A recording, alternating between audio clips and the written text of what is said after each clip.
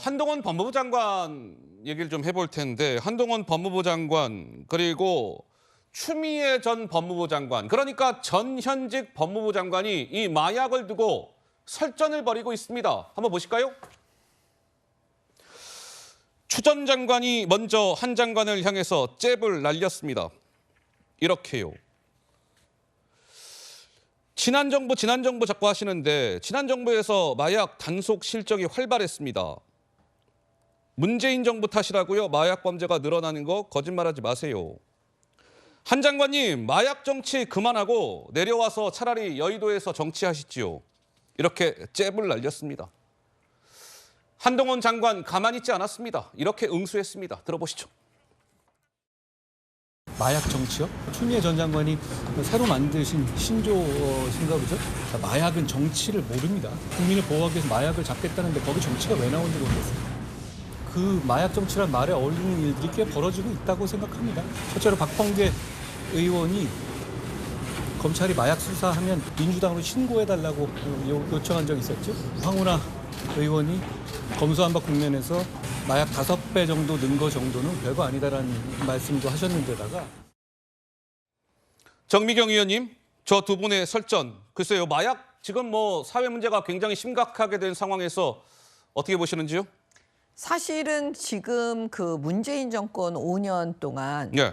마약 수사를 어떻게 보면은 하지 못하도록 여러 가지 제도적인 시스템을 만들었어요.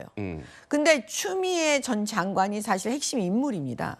왜냐하면 마약 수사는요, 예. 그 두 가지가 포인트예요. 그 마약 수사를 하는 검사들은 계속 마약 수사만 해야 돼요. 그게 왜냐하면 그거는 정보 전쟁이거든요.